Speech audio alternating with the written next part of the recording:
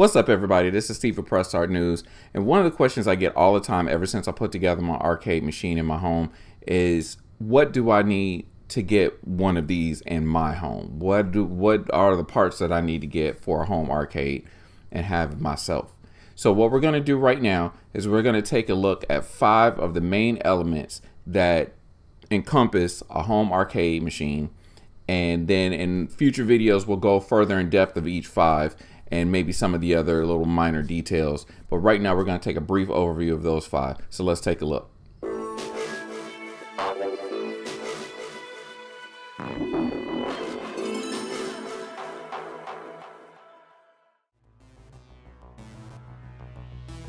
All right, so out of the 5, probably the most important is the cabinet. So there's so many different variations of an arcade cabinet. You know, as you've probably seen if you've ever been to an arcade or any place that has arcade machines, they come in many different designs. You know, there's racing ones, there's just standard ones with, you know, numerous amounts of buttons and controls. So you can have a stand-up cabinet, you can have sit-down cabinets, which is very popular in Japan. And then there's also smaller ones, which are called bar tops. They take up a lot less space. So if space is an issue for you and you can't have a full-size cabinet, but you still want to have that same kind of feel, you can get a bar top, and it takes up a lot less space, but still has a similar kind of look to it.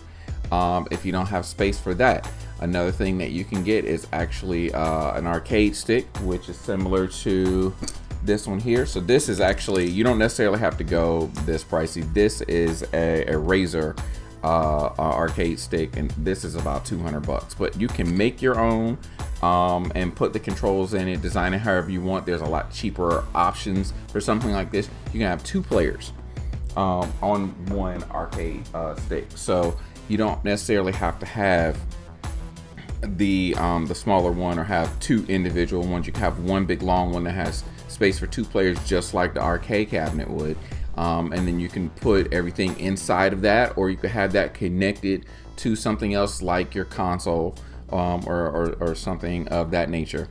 Now, depending on what options you go with, prices are going to range. So you can go, you know, as cheap as free if you have a lot of the materials ready and you can, you know, are already available, and you can kind of build your own, and then it can go up several hundreds of dollars from there. The next big element is the system. Now, there needs to be something that's running the games, and you've got a lot of options there. For the original arcade cabinets, actually ran on one big circuit board that had a bunch of chips on it that basically stored all the memory for the game and just ran one game. There are a few that had multiple games. You start to kind of see that a little more common now. You see ones with like Miss Pac-Man and Galaga or something like that, and you press a button and it switches. But mainly it was one board. Now there's one board that's actually accessible to the consumer called a Pandora's box. This is a small little circuit board. Sometimes it comes in a little plastic shell of different colors, but it has hundreds of games on there. They're the full arcade versions, and they just, usually it comes with everything that you need, and you just plug it in. It has different video connections on it, so depending on which one you get, you know, there's different ways of connecting it to your display.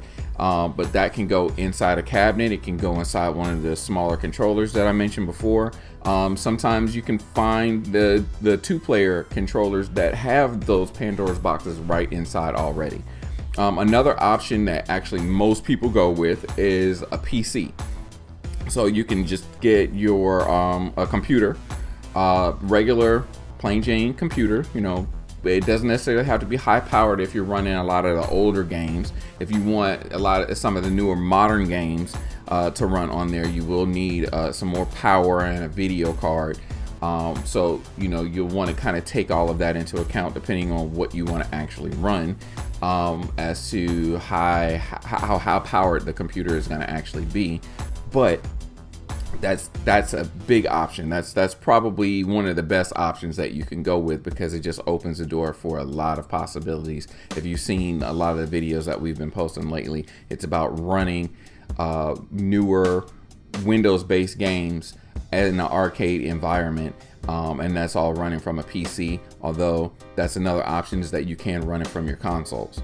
So there are options to be able to run an Xbox One, an Xbox 360, PS4, PS3, even Wii U, GameCube. I mean, the list goes on. You could pretty much run just about any console that you really want in that kind of environment, depending on, you know, how you're willing to go to actually set things up and what you're really looking to get out of that experience. A very low cost alternative is a little microcomputer, which I have one here, called a Raspberry Pi. So this little board right here is actually a computer. All the memory is stored on a micro SD card that fits in a slot right on the back. Has HDMI, USB ports, Ethernet. This one is the Raspberry Pi 3. This has also Bluetooth and Wi-Fi built in. The other models, where there's a smaller one that's a Zero, this costs about $35 to $40 depending on where you go. There's a smaller one called a Zero that costs about $5 to $10. That one is much less power than this one, but this can run pretty much everything from old arcade games from the 80s and some from the 90s, all the way up with all the consoles, all the way from Atari 2600 all the way up to PS1. Some Nintendo 64 games run in this, but most of them don't run very well. So, but that's still a ton of systems with a ton of games that are options that you can run on this little low cost board. And a lot of people will use this, especially to cut costs, to run their games for their arcade cabinet. So like I said, with that being $35 to $40, that's probably the low end, depending on what you have. If you already have what you want to run, your console, your PC already, you already have a Raspberry Pi like I do, you've got a spectrum of options at that point, and you can use what you already have, or you can get something else. And now, depending on what you buy at that point, you know, determines your cost from $35 to $40 on up from there. So, you know, again, it's all about your choice and what you really want to get out of the experience. Now we come to controls. This is the part where things actually get a lot varied, is in terms of options. Whereas with the cabinet and the system, you have, you know, several options. The controls, the options are endless. The first main thing that you need is an encoder. So basically what an encoder is it tells the system that you're running what controls you're actually doing, whether, you know, you're moving your joystick, you're pressing your buttons and so forth. It just tells it what you're doing so that it can translate that to commands to the game, so that you're controlling, you know, the characters on the screen, or you know, whatever it is that you're controlling in that particular game. There's two main differences of types of encoder boards that you run into. A lot of people get a keyboard encoder, and what that does is it basically emulates a keyboard. So whenever you move your joystick or you press a button, it simulates you pressing a key on your keyboard. And then the game you basically set the game to say, okay, if I want to move up and I press W, then move up. So when you push up on your joystick, the keyboard encoder says I press W, and then the game says, oh, W is move up, and then it goes. So, and you go from there with all your controls. So a lot of people go with that. There are a lot of games, especially if you're looking for modern Windows games, that don't like to let two players run from one encoder, one keyboard encoder anyway. So that's where you get the other type of encoder comes into play. That's beneficial, is a joystick encoder. So now this encoder actually just basically identifies itself as a controller. It's just no different than, you know, your Xbox controller, or, you know, whatever PC game controller you can plug in, it doesn't know the difference. But those little encoders are wired to your joystick and buttons, same as the keyboard encoder. But when you're moving the joystick and pressing the buttons, it's telling it that you're moving a joystick and pressing buttons. So it looks at it different, and that when you run in those games that don't want to use the joystick or the keyboard encoders, it will typically let you use 2 of those joystick encoders and have the 2 players. So there's ways around each one, but it just really depends on your budget and what you want to go with as to which one is beneficial. Keep in mind also there's another option where you can actually take an actual game controller. Like, for example, a lot of people would take an Xbox 360 controller, open the case up, take the board out, and solder wires to the board. And this is called a pad hack. So you're basically hacking the actual board for the gamepad and then connecting wires to it that you can connect to your joystick and your buttons, so that from there it basically it's an Xbox controller, and that's all the computer knows or the console knows. And when you're moving your joystick, it translates that to the board, and then that sends it to the game. So there's a lot of options there. So that brings us to joysticks. So now with joysticks, there's 2 main ways that you're gonna go, and it really depends on what you grew up with. For most of us that grew up in the States, we typically grew up with a HAP style joystick, which is this kind of joystick right here.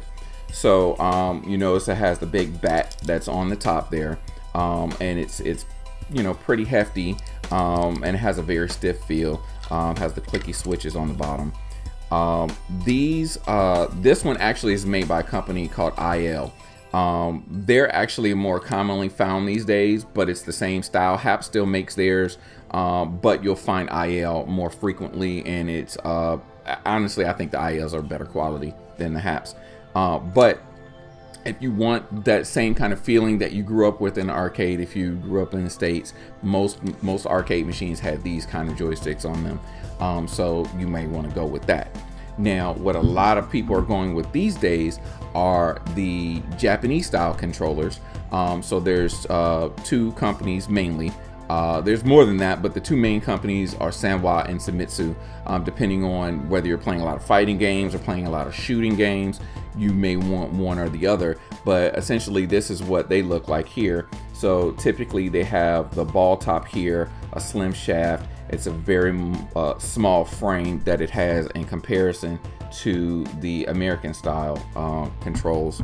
And they have this one I've kind of taken partially apart, but they usually have little switches on the bottom as well. Sometimes it switches connected to a circuit board, so you have basically one ribbon cable coming out instead of having to connect wires to all these switches here on the bottom. So a lot of people will go with these. A lot of the arcade sticks that you'll find in stores these days actually have these Japanese style controls in them. Now, with all that being said, another thing that you'll run into, you'll probably see this if you do a search for any arcade controls on Amazon, or some of the other places where you get stuff shipped from overseas, like Wish or AliExpress, is that you'll find joysticks that look just like this. Sometimes you'll see the HAP style ones as well, but typically you'll see the Japanese style, but they are complete knockoffs. They are not actually official Sanwa. Sometimes they are, but in most cases they're knockoffs, and they're just Chinese knockoffs. But you get them very, very cheap. Most people will say they just suck because they're, China crap. That's not always the case. There's actually some that are actually pretty decent. Which ones, it's almost impossible to tell unless you already know, you've ever ordered them, or you have a friend that ordered them and he says, get these are the ones I ordered. Because I bought a pair just to try them out, and they actually felt really good. They actually, it was really kind of like a middle ground between the Japanese stick and the American stick. It wasn't too stiff, but it wasn't too loose. So it felt really nice, and I was really surprised at that. But there's other ones that I've played with, and they just suck. They're crap. The dead zone is too bad. It's just you move it and it takes too long before it responds and presses the button on the switch. So you gotta kind of weigh your options on that. There's one other company called Ultimark. They're based out of London, and they have all kind of different controls on there. They kind of make their own specialized custom joysticks and alterations to existing joysticks, and just make really cool stuff that you're not going to find anywhere else. And even though it is in London, shipping to the States is very, very quick with them. I was pleasantly surprised whenever I've ordered things from them and how fast it gets here. So that's definitely another option that you may want to look at if you're looking for something very specific. Now, the next thing are buttons, which basically come down to the same thing with buttons. It's going to be either American, Japanese, or Chinese knockoffs. So this one here is the American Hap style button, which, you know, you'll notice it has the concave button. You probably recognize this if you played Street Fighter in the arcades growing up when the Street Fighter 2 first came out. And most of the Street Fighter games, Mortal Kombat, all that, they all had these kind of buttons, and they have the little switch on the bottom, and they have the long shaft that screws in, and these are really good for if your control panel is a thick piece of wood. These go right in there, and plenty of space left on there to get the screw, the nut on the threads of the screw, and get those in there. Now, the Japanese style buttons, you'll typically see these. This is a Sanwa button here, and they have little clips on the side, and these snap in. They do make screw-in versions, but the length is still about the same. So you see the difference in the length there. So the length is still about the same on the Japanese style buttons, even when it has a screw-in, but it has a little smaller little nut that's on there. So you'll still need to make sure you're using either a thinner control panel or have it routed out so it's thin enough that you can either snap these in or you can screw the other ones in. But these are the pressure on these is very, very sensitive, whereas these you have to put a little bit more effort into pressing them. These you don't have to put much effort in before it'll connect, and these are great for fighting games. So a lot of people will go with these. Again, you'll see these in a lot of the arcade sticks, that the pricier ones like that Razor one, when you see them in the store, Mad Cats and all, basically all of them that you find in the store. Now this one here is a Chinese knockoff button, and it's designed to kind of mimic the Sanwa style, but as you see, I have to put a little more pressure on it, just like the Hap button. So again, right kind of in between, not bad, not great, but it's closer in design to the Sanwa, and these snap in as well. So you've got kind of a mixture. So it all depends on your preference as to where you want to go with that. Prices are going to vary dramatically. Again, the Chinese knockoff stuff, you're going to find that very cheap. You can find these as cheap as like $1 a button most of the time. In bundle sets, I think this one I got it was like 10 of them for $10. The Sanwa buttons tend to run a little bit more, between like $2.50 and $3 per button, maybe a little more depending on the style, the customization, the type of switch, because they have different types of switches. Some are more quiet than others. The half style buttons tend to run maybe about a couple bucks a piece. The joysticks, the Sanwa joysticks, are running like in the $20 to $30 range, depending on where you go and the options you choose. Same with Famitsu, they're usually roughly about the same price range. But there's a ton of other joysticks that are out there. There's Korean styles that a lot of people that play Tekken like to use, and just there's a ton of options. So again, comes down to what you want to get out of your experience, what games you want to play, as to what your preference is going to be, or what would be the best option for you to go with. And we'll go into more detail on those in future videos. But at least this way, that's what you need, and that's where the options will vary quite a bit, and that's where you probably want to do a lot of your research to try to figure out exactly what you want. All right, now the next thing is the display. So now, when it comes to displays these days, the easiest thing to get is a flat screen LCD, whether it be a high def TV or a computer monitor. That's typically the easiest option to acquire is a monitor, a flat screen, widescreen monitor. There are some 4x3 with the square monitors that you may still either have or can find.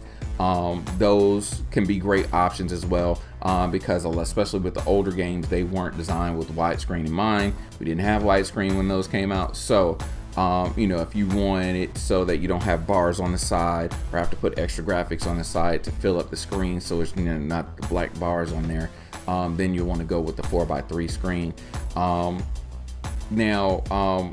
If you're going to go with a monitor, if you're going to go with a flat screen, I should say, there's going to be an issue with some flat screens where they have a delay from, it's called, what we call lag, from the time that you actually press the button on the game or move the joystick to the time that you actually see the character respond. It's milliseconds, but sometimes in some games those milliseconds actually make a huge difference. So a lot of people don't like to use TVs because you have that issue with the lag that you're going to run into.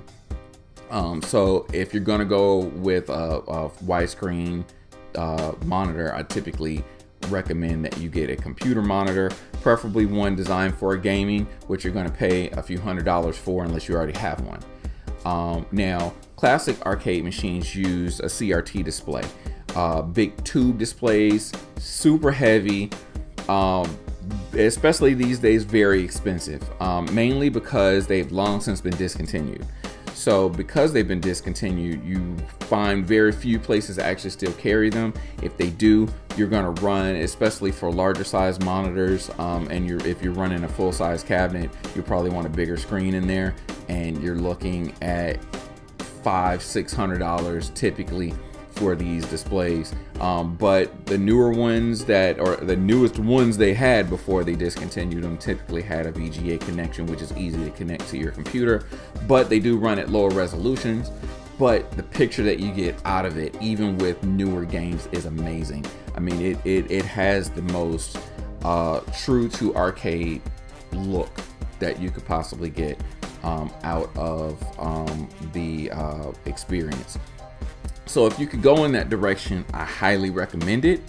But if cost is a factor, accessibility is a factor, there's nothing wrong with going with a flat screen. I decided against my entire planning of my arcade machine. I was going to go with the CRT, and I decided against it in the end and decided to go with a flat screen gaming monitor. So I basically paid little less than half of what the CRT arcade monitor, which was specifically an arcade monitor, was going to cost me, and just kind of was able to shuffle that additional cost over into other elements of the machine to get things up and running. Now, if you already have an old TV or an old monitor that you want to use, this is where you're going to cut your costs, because you already have it. Otherwise, unless you want something specific or you don't have one available, you can maybe find something cheap. Again, if you want to go with a flat screen, you can usually find those pretty cheap. Or if you want to go with an old tube computer monitor, you can usually find those pretty cheap. But if you want an actual genuine arcade monitor, that is going to cost you. The fifth and final element is the front end. Now, this is kind of an optional step, and mostly applies if you're running a PC. If you are running a Raspberry Pi, you will have a front end anyway, because that software called RetroPie that runs on there runs a front end called Emulation Station. So you'll have a front end there anyway. But you won't need a front end for a console, because all of that is already built into the console, and it is what it is. But if you're running on a PC, you can just click on the icons and open up the different emulators or games, but it doesn't really give you a nice fluid experience going in and out of games and making your selection. That's where the front ends come in. So basically a software that organizes all your games in one place, and gives you a nice menu and set of options to choose the game that you want, and then you go into the game, and when you're done playing the game, you exit out of the game. It takes you back to the front end, and you can choose what you want. So now there are several front ends that are available on PC. Some of the most popular are Maximus Arcade. This one is very simple, easy to set up front end. It gives you basically a list of games for, you see your systems, and then each system you open it up and it's just a text list of the games. And sometimes I believe it gives you like a little screenshot as well. And you can very easily customize the look of that, of what Maximus looks like, to match the color scheme or the artwork that you have on your arcade machine. The next one is probably, I guess at this point, probably the most popular. A lot of other front ends have gone and tried to emulate what it has done. It's called Hyperspin. It is easily the most visually pleasing of all of the front ends, but with that comes a very steep learning curve depending on how technical you are with setting up software and going in and configuring certain things. Over the years, other people have made other apps that sync up with Hyperspin or alter files for Hyperspin, and it does make things easier, but that's extra software that you've got to understand and learn in order to be able to make Hyperspin work in an easier way. So there's give and take with it. Another one is GameX or GameEX. It's again another visual front end. It's essentially designed to kind of emulate, actually from my understanding, actually in the beginning they were using a lot of the same artwork that was developed for Hyperspin. They took it and made it work in GameX. So but it has a combination of the simple interface of Maximus Arcade mixed with the graphic style of Hyperspin, so you kind of get a hybrid in there between those two. Now the next one is Attract Mode. Now this one actually, aside from being available for PC, actually also is available for the Raspberry Pi. So you'll find that there's a way that, aside from having Emulation Station, you can add Attract Mode to it and switch from Emulation Station over in Attract Mode. Attract Mode is amazing. It actually is very easy to set up, and it builds off the visual style of what Hyperspin originally had. And there's different themes and layouts that you can set up in there. They're very easy to add. It's very easy to understand. There's a lot of documentation. It's still pretty new, so development is still continuing. So it's a really good front end that you can run on either your PC or your Raspberry Pi, and it's completely free. So some of these front ends you do have either a free version or a trial, and then there's a paid version, or you just have to outright pay for it. So there's a give and take, because that's an additional cost that you may have to factor in to your budget. But there's a free option, and Attract Mode is one of those better free options that you could go with. And the final front end that I'm going to talk about is what I'm currently running. Though Hyperspin is one of my favorites, I've found Launchbox to be so easy. If you find that Hyperspin is just too much to try to understand and try to figure out, Launchbox is the complete opposite end of that spectrum. You basically tell it, this is the set of games that I want to add, this is the system that it's from, this is where the emulator is installed on my computer, and it finds all the artwork for you, adds everything in. And if you have the premium version, which I highly recommend that you go ahead, if you're going to buy the premium version, get the lifetime version, because development continues and has been. I think they're on version 7 something at this point, and I mean, it's been several years that it's been around, but the developer Jason, he's amazing. He actually does live YouTube streams while he's developing and adding features, and a lot of the features that have been incorporated into Launchbox have been added because they've been requested by users of the software.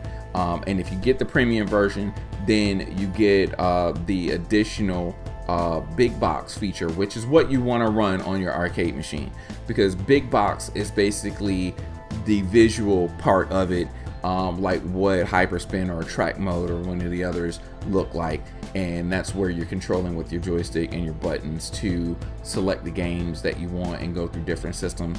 There's so many themes, so many different graphics that are out there, and you completely can customize Launchbox to look however you want.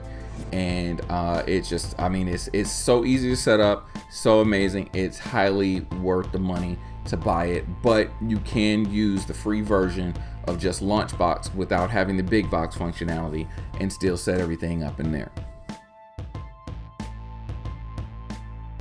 So now that is basically everything that you need to get started to have a complete playable setup. Now, of course, there's some other small details that you would probably need to get, like a way to get your sound, to hook up the speakers, or the artwork, or the trim, which we call T-molding, different little things like that. But none of that is necessary for you to actually have a fully playable machine.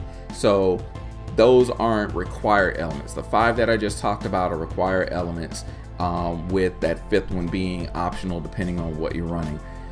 So what we'll do in future videos is we'll go over each of these 5 in more detail, break everything down, and you know, just get down to it, and you know, answer the questions that you have. If you have questions, leave them down in the comments below, so that, you know, we can make sure to incorporate the answers to your questions into those future videos when we go into the full details. Now, at this point, you kind of have an idea of what you want, or what to consider, I guess to say, as far as where you want to go. So now you can start to kind of look at things and make a better educated choice. But hang on, because we're going to give you some more details on everything. So make sure to hit subscribe so that our videos will show in your feed, and you know that you know, we've put up the new videos. Make sure to hit the bell right next to it, because that'll give you the notification, send you an email, what have you, once that actually comes up. And if you like this video, make sure to click the like, and then we'll see you in the next one. Later.